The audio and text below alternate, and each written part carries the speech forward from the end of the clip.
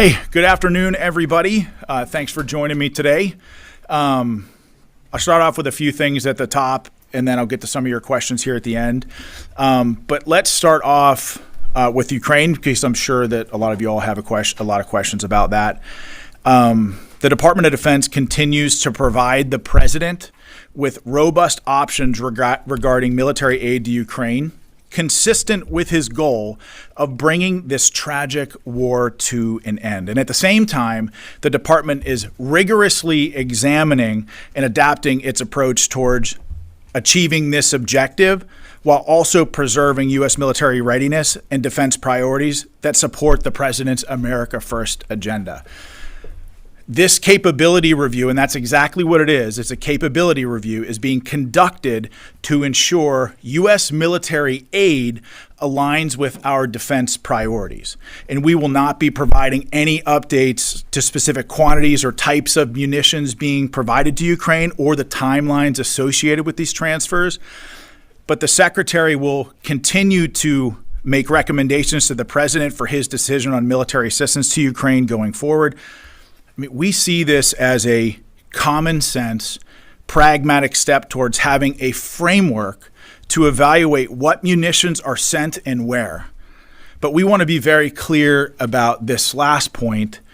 Let it be known that our military has everything that it needs to conduct any mission, anywhere, anytime, all around the world. We have the most lethal fighting force in the world.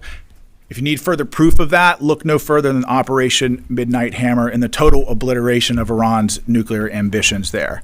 So, switching to Iran, and based on the success of the U.S. and Israeli military strikes, Iran is much further away today from a nuclear weapon than they were before the president took bold action to fulfill his promise to the American people. And that promise was Iran will not have a nuclear weapon. And after the 12-day war between Iran and Israel, we have a ceasefire, and we finally have peace. And the Department of Defense will support the diplomatic mission to continue that peace by ensuring that we maintain capability across the Middle East so that the President and the Secretary of Defense have a range of military options available to defend both our citizens, our troops, our forces in the region. And as such, we don't have any force posture updates at this time in the CENTCOM AOR. Okay, let's transition to ICE and the Department of Homeland Security and our partnership with them. The department continues its important work in securing our borders and supporting the Department of Homeland Security. Approximately 8,500 military personnel assigned to Joint Task Force Southern Border continue to enhance U.S. Customs and Border Patrol's capacity to identify, track, and disrupt threats to border security. Since the Secretary authorized enhanced detection and monitoring on March 20th, Joint Task Force Southern Border has conducted more than 3,500 patrols, including more than 150 trilateral patrols with CBP and the Mexican military. The strong partnership and coordinated efforts between the Department of Defense and Customs and Border Patrol yielded exceptional results between June 28th and June 30th, with 0 gotaways across the entire southern border during that time frame. We have made incredible progress and will continue to work towards achieving 100% operational control of the border. And recently, Secretary Hegseth directed the secretaries of the Air Force and the Navy to take necessary action to establish national defense areas along the U.S.-Mexico border. The South Texas NDA, administered by the Department of the Air Force, will include federal property on and along 250 river miles of the Rio Grande River. The Yuma NDA, administered by the Department of the Navy, will include approximately 140 miles of federal property along the U.S.-Mexico border near the Barry M. Goldwater Range in Arizona. These will be the third and the fourth designated national defense areas along the border, and will continue to enhance the department's ability to protect the southern border from unlawful entry. The National Guard is also playing an essential role in protecting the U.S. southern border from illegal entry and maintaining the sovereignty, the territorial integrity, and the security of the United States. So over 4,200 Texas National Guard soldiers and airmen on state active duty continue to support Operation Lone Star, and nearly 70 Florida National Guard members are on state active duty as well. They're conducting base camp security at Alligator Alcatraz. In the greater Los Angeles area, approximately 5,000 military personnel assigned to Task Force 51 continue the important mission to protect federal functions, personnel, and property in that area. These federalized California National Guard and U.S. Marines have supported more than 170 missions in over 130 separate locations from 9 federal agencies, including the Drug Enforcement Agency, the U.S. Marshal Service, ICE, and the Department of Homeland Security. Okay, so let's switch gears to the budget. I want to take a minute from the podium today to applaud the Senate on passing the president's One Big Beautiful Bill, and I would urge the U.S. House of Representatives to do the same. This bill's necessary investments in shipbuilding, military ships, aircraft, icebreakers, unmanned systems, artificial intelligence, $25 billion for the development of Golden Dome, all of these things directly help achieve the president's peace through strength agenda and will help equip our warfighters to protect the homeland against 21st century threats. This reconciliation bill is a once-in-a-generation opportunity to revolutionize our nation's defense capabilities by investing heavily in service member quality of life, including housing modernization, childcare, education reforms, healthcare improvements. I mean, all of these things are great, and the department is just laser focused on getting our warfighters the funding they need to execute their mission. Let's talk about recruiting briefly.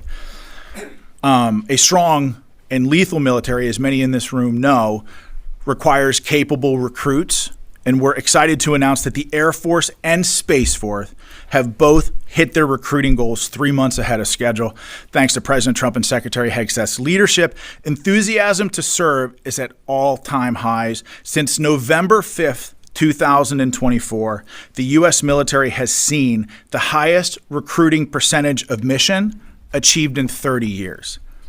Let's talk EUCOM real quick. Over the weekend, U.S. Air Force Lieutenant General Grinkovich was officially confirmed as the next Supreme Allied Commander Europe and the U.S. Commander of European Command. He officially assumed command of the U.S. military mission in Europe during a change of command ceremony in which U.S. Air Force General Dan Raisin-Kane, the chairman of the Joint Chiefs of Staff, served as the presiding officer. General Grinkovich relieved General Chris Cavoli, who's retiring from military service after nearly 4 decades.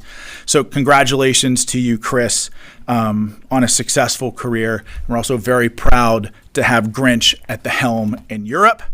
And in closing, before I take some of your questions, I just want to take an opportunity to recognize the career of Lita Baldor, who's retiring after 20 years covering the Department of Defense. I want to thank Lita for her dedication to covering the issues, the operations of this department, and the people of this department in depth.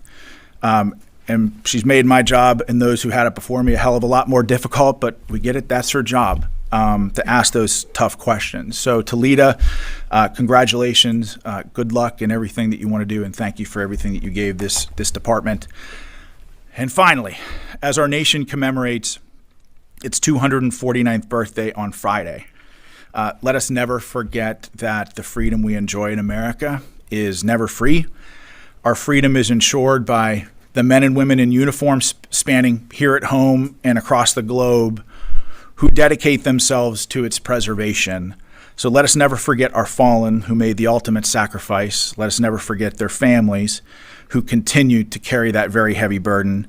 And as we celebrate the 4th of July with family and friends at backyard barbecues, wherever it is that you celebrate this nation's independence, please remember that the very best of our nation remains forward and on watch. And so thank you all for your patience during what is a longer than normal topper. And with that, I would love to take some of your questions. Rebecca? Hi. Yeah, so obviously with respect to Ukrainian aid, the United States announced that they are going to be withholding certain aspects of aid. Ukraine responded by saying that this is going to embolden Russia. What is the department's response to that argument?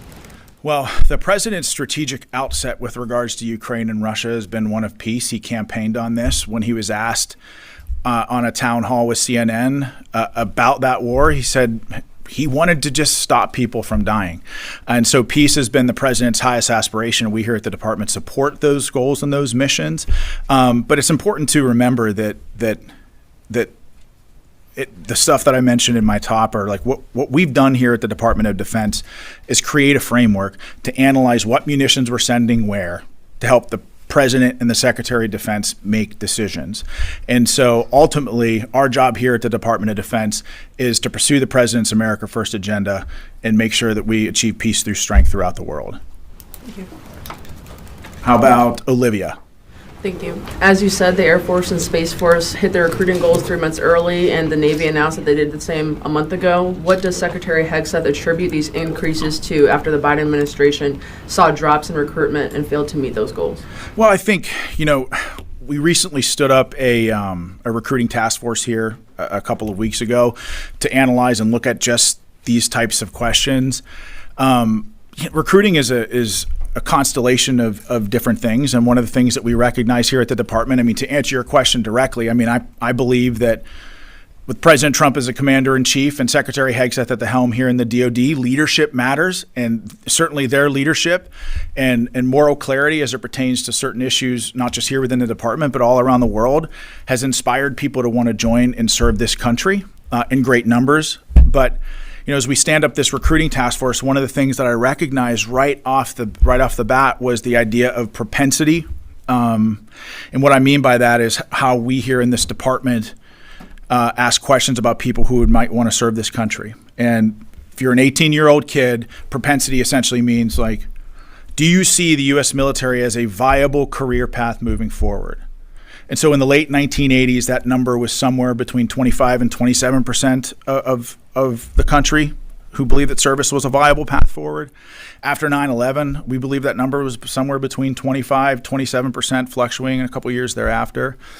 But in between, that number has steadily fallen to, I think we're somewhere between only 7% and 11% of this country see military service as a viable career path moving forward. And so obviously, at this department, we recognize that number is probably unsustainable. And while we have great recruiting numbers now, it might not always be the case. And so one of the things that we're trying to achieve with this recruiting task force is answering the tough question about how do we set the conditions here culturally in this country to have more kids want to serve the country and see it as a viable career path. One of the interesting things about that is the idea of the intersection between propensity and proximity, and the idea that when people are exposed to and see somebody in uniform on a day-to-day basis, their desire to serve this country skyrockets. Something we're up to 50% that they see military service as a viable career path. And I think over the last 15 or 20 years, while much of the research has borne out that the U.S. military is largely a legacy force, in other words, grandfather served, father served, more likely for their son or daughter to serve, I think that's part of the reason why they're exposed to somebody in uniform. So part of the question that I'd like to answer as part of this, is that the department would like to answer as part of this recruiting task force, is the intersection between propensity and proximity. And if we can get servicemen and women in every community in the country and involved in community events, exposed to our kids in their high schools, whatever, I think that will help us solve our recruiting problem. So I think the Secretary is looking at a constellation of different things to sustain the momentum that we have now. But the reality is that leadership matters, and the President and the Secretary are inspirational leaders. Tara.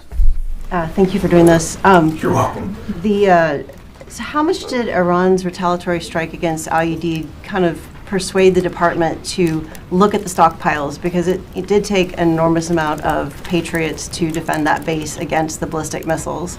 And then secondly, on Iran, again, have you had time now to do a deeper assessment of the damage to the nuclear facilities? And have there been any sort of air patrols or anything like that to gather additional information? So I'll answer your second question first. Our assessment of the battle damage around Fordo, Nantes, and Isfahan remains unchanged. We believe, and certainly all of the intelligence that we've seen have led us to believe that those facilities especially have been completely obliterated. And the interesting kind of side point about this, Tara, is that all of the conversations that we've had since Operation Midnight Hammer with our allies all around the world, but certainly also in the region, they say a couple of things. They share our sentiments about the degradation of Iran's nuclear program and the fact that we have degraded their program by 1 to 2 years. At least intel assessments inside the department assess that, and I think their intelligence shares that conclusion. Current assessments by this department think it's been degraded or delayed by 1 to 2 years? I think we're thinking probably closer to 2 years, like degraded their program by 2 years. But what we've seen almost, in fact, just universally among our allies, was them congratulating the United States, the President and the Secretary of Defense on that bold operation, and the idea that American action in Iran has set the conditions for global stability. You think back during my time in Afghanistan, when we would do sensitive site exploitations in Afghanistan, something like 20 years ago, almost all of the weapons that we pull out of those sensitive site exploitations were Iranian weapons. Like, Iran has been a major exporter of terror all around the world, and nations the world over have been subject to their terror. So I think that nations all around the world they know that when America is strong and speaks clearly, the world is a better and more stable place. And so I think it pertains to get to your first question here now. Remind me what you asked again. How much did Iran's retaliatory strike on IED kind of press the department to look at the stockpiles? Well, we're always assessing, our munitions and where we're sending them. And part of what we wanted to do here at the department was, again, create a framework. We can't give weapons to everybody all around the world. We have to look out for America and defending our homeland and our troops around the world. So, that's something that we always do. Both before and after operations, and it's the President's job, along with the Secretary of Defense, to determine how we use those weapons.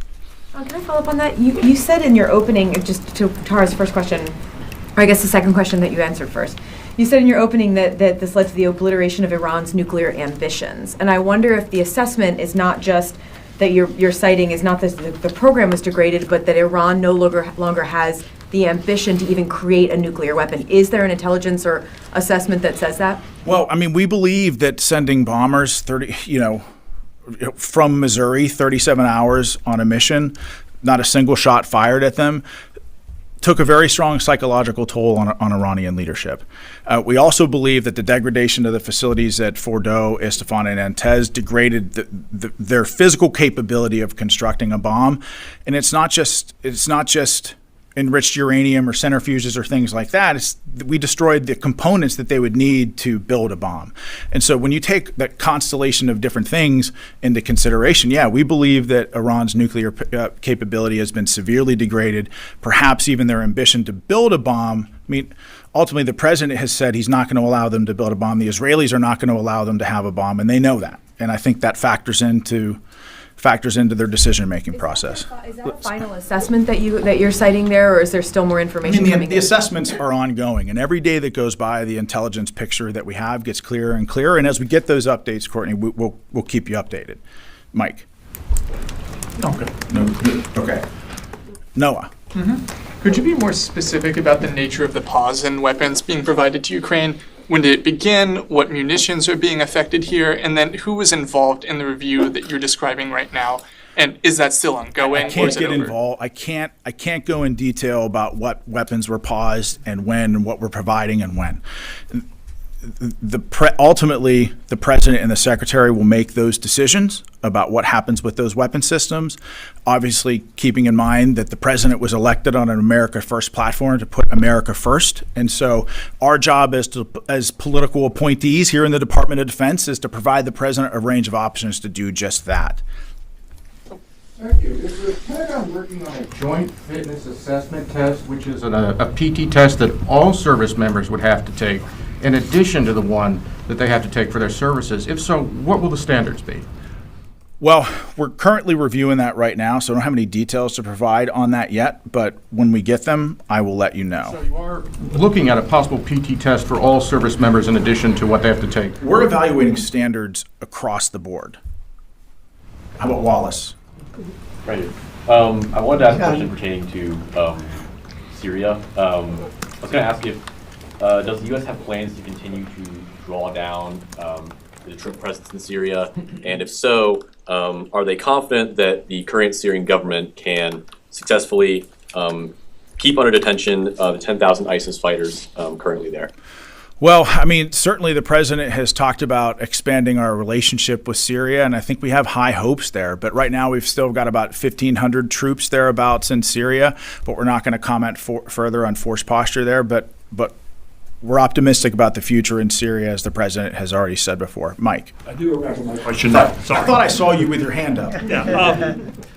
Do y'all believe that the Biden administration, the past 4 years, sort of basically opened up the door to Ukraine and say, take whatever you want, and without much idea to sort of keep control of the inventory? And is that one of the reasons why you want to see what's in the storage and not? Absolutely. I think that for a long time, 4 years under the Biden administration, we were giving away weapons and munitions without really thinking about how many we have. And I think that this president was elected on putting this country first and defending the homeland, and then you couple that with our national defense strategy and a shift to the Indo-Pacific. And part of our job is to give the president a framework that he can use to evaluate how many munitions we have and where we're sending them. And that review process is happening right now, and it's ongoing. Haley. Thank you so much. Thanks for doing this, Sean. On Iran, the IAEA chief said this weekend that he believes Iran could begin enriching uranium within months. Does the department disagree with that? Are you saying the secretary does not share that? Well, I'm not going to comment on anything with the IAEA and Iran, but our assessment of Iran's nuclear program remains unchanged. Could you also provide an update on the review panel on Afghanistan and what work has been done there thus far? Yeah, we've got a great team coming together, most of whom will be here in July. And Haley, I think that's a great question. I just want to say, our strategic outset here for this review. You think back to the Vietnam War and helicopters on embassies, and I got to believe that there were a lot of first lieutenants, captains, majors who witnessed that, who fought in that war and thought, boy, I wish we could have ended this war differently. And some of those first lieutenants, captains, majors, I'm sure, stayed in and became 1-star, 2-star, 3-star generals, and then maybe led and commanded an Operation Desert Storm. And I find that interesting because in Operation Desert Storm, there's a clear mission, clear end state. American troops withdrawn when that end state was realized. And I feel like many of those 1-star, 2-star, 3-star generals perhaps retired after Desert Storm, and a lot of that institutional knowledge and that pain that was experienced during the withdrawal in Vietnam was probably lost. And then flash forward 10 years, 9/11 happens, 20 years of war in Iraq and Afghanistan, and we find ourselves at the end of the Afghan war in a remarkably similar situation that we were in Vietnam. So the question that I have here, and that the department has, is what happened? Like, how do we as a department make sure that something like in Vietnam and something there again that happened in Afghanistan never happens again? Helicopters and embassies in Vietnam, helicopters and embassies in Afghanistan is just not the desired end state that we were looking for in those conflicts. And so how do we get an assessment at the tactical, strategic, and maybe presidential level? The questions that were, how was intel reported during the withdrawal? How do we structure our report in the micro at the tactical level to answer a lot of the questions that the American people had? Like questions like, why did we abandon Bagram? How did we end up in Kandahar? All of these questions are the types of questions that we're going to be asking. But ultimately it's about weaving these lessons learned into doctrine. And the idea that maybe we can use this review to reform the way that we evaluate and promote young non-commissioned officers and young officers. Like, for example, if you read the Afghan reports that came out every June, regardless of who the task force commander was in Afghanistan, those reviews were remarkably similar. But the end state was a disaster. So I think if you think back to my time in Afghanistan as a young commander giving battlefield update briefs as a captain to my battalion commander, if I were constantly saying that my area of operations was a disaster, it didn't have the ammo or troops that I needed to accomplish the mission, the likelihood of me getting promoted was probably not great. So how do we set the conditions here in the department to create a sense of honesty where our officers are reporting what they believe to be accuracy? They're concerned about maybe their area of operations. They're concerned about the truth and maybe not less about their careers. And that's not an indictment on the officers in the DOD. It's just the way that our system is constructed. And so we've got a great team that we've put together. There, many of whom will start in July, where the real work will start. I just had a great meeting with the chairman of the Joint Chiefs about this and how the Joint Staff can help collaborate on this. But I'm very optimistic about where we're going with this review, Haley. Have you started interviews for this report? Or Oh, sure, yeah. What all has happened? Yeah, I mean, we've done interviews, we've had meetings. I mean, we're getting a lot done. I mean, I feel really good about it. I'll take one more question. Thank you. Go ahead. Thank you, Sean. I have two questions. Iran, China, and Korea. Iran has signed a deal with China to purchase 40 Chinese fighter jets. What are your concerns about Iran and China military cooperation? Well, obviously, we're watching that. You know, we're very concerned about that, especially as we look to shift force posture to the Indo-Pacific. But ultimately, I think that, you know, what we're doing here at the Department of Defense, you know, building up our military with historic recruiting numbers, peace through strength. I mean, ultimately, it's about reestablishing deterrence to make our enemies think twice about doing things that we wouldn't want them to do. So Korea and regarding the reduction of U.S. troops in South Korea, are there any specific plans for reducing the number of U.S. troops in South Korea and changing their roles? And when will the time be? Well, normally we don't comment on force posture reviews here from the podium. It's something that we always do. But you know, and you've been covering this building for a long time. We've got an ironclad alliance with the Republic of Korea, and we're going to remain true to that alliance. But okay, thanks everybody. So we'll do this again. We'll do this again very soon. We'll talk soon. Thank you, everybody. Have a great day.